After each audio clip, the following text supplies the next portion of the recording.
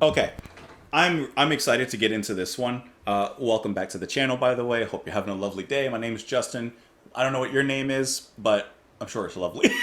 All right. So this was recommended to me in my video survey thing, and I'm not sure if I've heard this before because the title of the Magic Flute looks familiar, but I'm not sure if this is going to be a first listen or not. It's just that the title looks familiar. But the thumbnail looked pretty cool. I love the costume that's going on here, so that's really cool. Let's go ahead and listen and watch this performance. Queen of the Night Aria. This was originally composed by Mozart, performance by Diana Damrau from the Royal Opera. Now, when it comes to opera, one, I'm not very familiar with opera. I have seen two.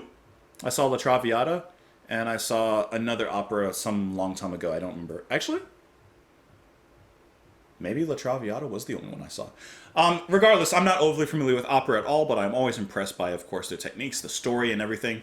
And before we watch this 3-minute clip, of course, out of an opera, story is always very important, so I did see that there is a Wikipedia page for this specific part that's being played. So I'd at least like to read that so we have story and context before we actually get into the music and performance itself. So, the Queen of the Night Aria, or as it's known, Der Hol Rock kocht in meinem Herzen. Hell's vengeance boils in my heart is the translation. Now that's strong immediately, right? Is an aria sung by the Queen of the Night, a coloratura soprano part in the second act of Mozart's opera The Magic Flute. It depicts a fit of vengeful rage in which the Queen of the Night places a knife into the hand of her daughter, Pamina, and exhorts her to assassinate Sarastro, the queen's rival, else she will disown and curse Penima. Okay, so now we have the emotion, the story, and the context behind it, which is going to make this so much more powerful, of course. So this Queen of the Night is placing a knife into her daughter's hand, saying, kill this guy, or else I disown you. Let's go ahead and watch the performance with that in mind, and let's go ahead and get started. We move out the way. Hold on. Move out the way. Sorry. Let's go.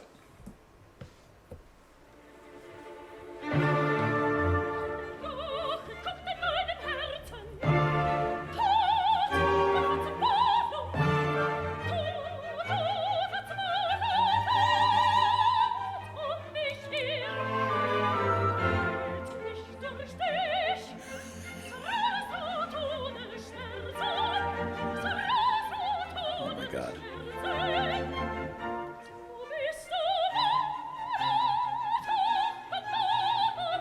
How incredible.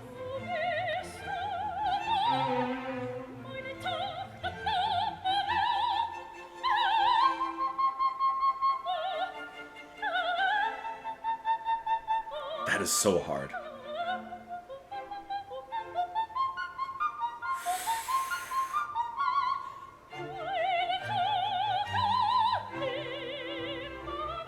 Incredible.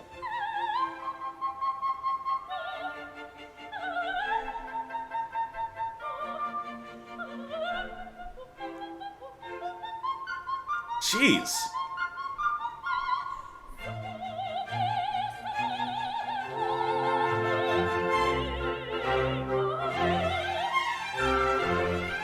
Oh, I love that.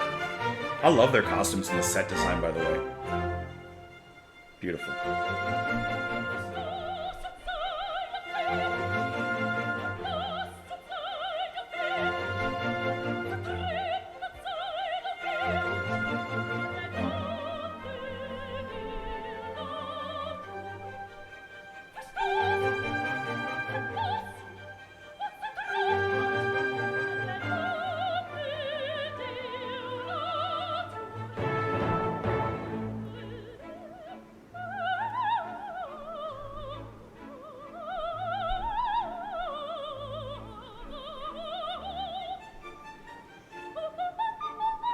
That is crazy, though.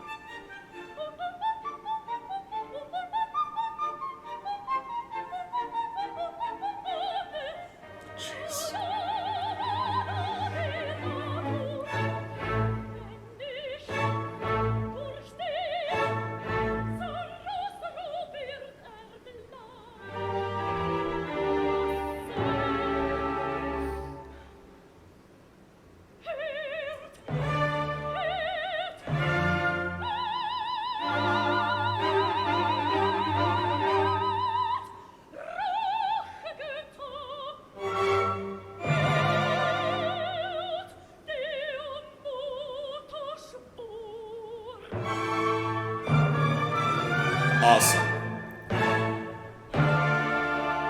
absolutely lovely, okay? Like I said, I am always impressed by good opera. Like, that is just, that's incredible. I mean, you have to admit, that is, that's superhuman. When it comes to the human voice and the range that it can produce, that is like the epitome of one end of that specific spectrum. Also, before we talk about that, let's give a little bit of props, pun intended, to the set design, to the costume design. I mean, that's a whole nother art into and unto itself. So, like, a huge shout out to that because I love how that actually works so much, of course, with the visual aspect of the atmosphere here. While I'm watching this, I'm getting out. I'm getting out of breath. I was holding my breath when she's doing her. I can't even replicate it. I can't. I can't. Like, come on, really, come on, like seriously. That is just breathtaking, in a literal sense. The training, the dedication, and the discipline that is involved in getting to that level is to be rewarded with more than just praise and accolades. Like, take pride in that, Miss Damrau. That is absolutely amazing. I'm honestly a little speechless because I was really holding my breath while I'm watching this. The technique when she broke into that specific section is crazy, to hold, the tone that high and to use and cut off your breaths at those intervals. Of course, still staying in melody with the orchestra and the symphony that's playing, which also, big shout out to them. Because now that we know the context of the story in relation to what we just heard, there's a certain violence to what she's emoting. I don't know what she's saying, but the emotion of it, there's such a violence to it. There's an overcast of power and influence upon her daughter here. It reminds me, if I can bring this to modern times, it reminds me of like Cersei, and I love Cersei, but it reminds me of that overbearing maternal kind of like, feeling Rapunzel's mom, if you want to go Disney with Tangled, mother knows best. Like, it's that angle, and I love that. So I just think that that's really cool how Diana herself, not only musically and song-wise, but also just in her actions, there's a dramatic appeal, of course, to opera as well, which I thought is also very well embodied here, specifically. Now, some of the lyrics that are being sung here, I'm just pulling it up here back on Wikipedia, just so we get the lyrical angle of this. Hell's vengeance boils in my heart. Death and despair blaze about me. If Sarastro doesn't feel the pain of death through you, then you will not be my daughter anymore. Disowned be you forever. Abandoned be you forever. Destroyed be forever. All the bonds of nature. If not through you, Sarastro will turn pale. Hear gods of revenge, hear the mother's oath. Such fury, passion, anger, and like evil.